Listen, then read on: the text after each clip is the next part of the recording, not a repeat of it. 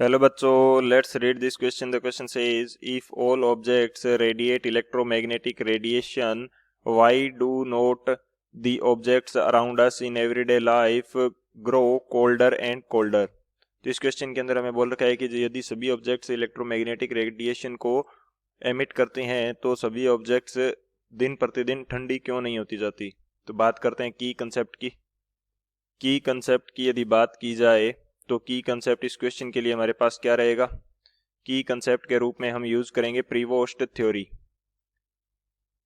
Prevost theory, according to Prevost theory, जो प्रत्येक object है 0 केल्विन से ऊपर टेम्परेचर की, वो क्या करती है, इलेक्ट्रोमैग्नेटिक रेडिएशन को एमिट करती है और सराउंडिंग से जो इलेक्ट्रोमैग्नेटिक रेडिएशन आ रही हैं उनको एब्जॉर्ब करती है. तो यहाँ पे मैं प्रीवोस्ट थ्योरी की बात करता हूँ तो वो ये मेरे पास क्या होगा, every object above 0 kelvin temperature, above, इसको सही से लिख लेते हैं थोड़ा, above 0 kelvin, every object above 0 kelvin emit electromagnetic radiation, electromagnetic radiation, electromagnetic radiation and observe electromagnetic radiation,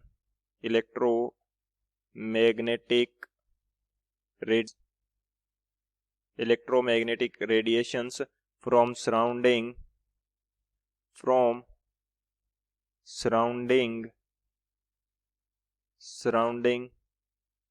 till the thermal equilibrium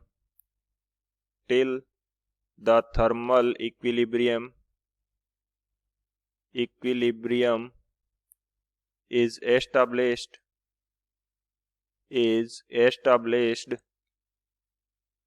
between object and surrounding.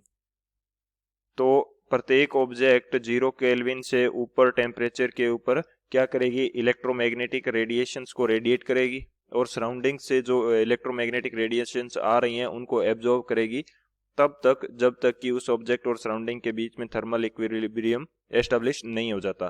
तो ये हमारी क्या रहेगी, प्रीवोस्ट थ्योरी. तो इस की कंसेप्ट के अकॉर्डिंग सॉल्व करते हैं इस क्वेश्चन को. सॉल्यूशन की यदि बात की जाए तो जब कोई ऑब्जेक्ट जो है इलेक्ट्रोमैग्नेटिक रेडिएशन को एमिट कर रही है, यहाँ पे मैं शो कर देता हूँ कि ये मेरे पास कोई ऑब्जेक्ट है जो कि इलेक्ट्रोमैग्नेटिक रेडिएशन को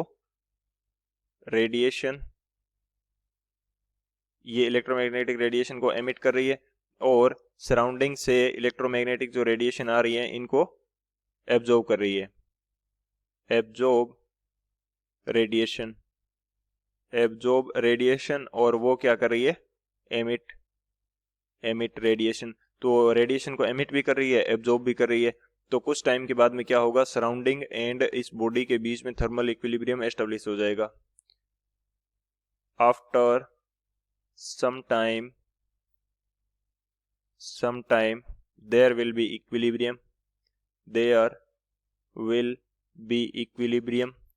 thermal equilibrium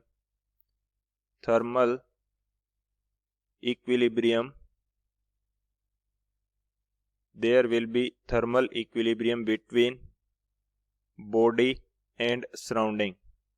body and surrounding के बीच में क्या हो जाएगा, थर्मल इक्विलिब्रियम हो जाएगा और बॉडी का जो टेम्परेचर है वो क्या हो जाएगा, कांस्टेंट हो जाएगा विद रिस्पेक्ट टू सराउंडिंग.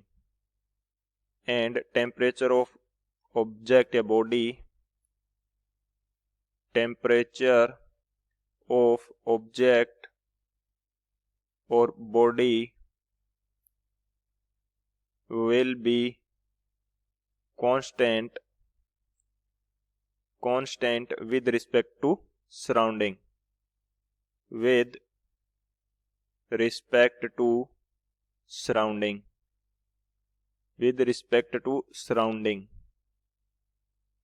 तो ये इसके पीछे का बेसिक रीजन रहता है क्योंकि कुछ टाइम के बाद में जो थर्मल इक्विलिब्रियम एस्टेब्लिश हो जाएगा, थर्मल इक्विलिब्रियम एस्टेब्लिश होने का मीनिंग है कि दोनों यानी कि ऑब्जेक्ट एंड सराउंडिंग का जो टेम्परेचर है वो एक दूसरे के रिस्पेक्ट में कांस्टेंट हो जाएगा, इनके बीच में इक्विलिब्रियम आ जाएगा। ना तो जो ऑब्जेक्ट है उसका टेम्परेचर चेंज होगा और ना उस ऑब्जेक्ट के कारण इन्वायरमेंट का टेम्परेचर चेंज होगा। तो इस वजह से जो हमारी ऑब्जेक्ट्स हैं वो एवरीडे लाइफ की, वो ना तो ज़्यादा कोल्डर होती हैं और ना ज़्यादा हेवीली वार्म होती है ड्यू टू सराउंडिंग टेम्परेचर या इलेक्ट्रोमैग्नेटिक रेडिएशन के कारण। तो ये बेसिक इसका कंसेप्ट रहेगा एंड ये इसका आंसर रहेगा। So this is our final answer. I hope you understood it well. Best of luck. Thank you.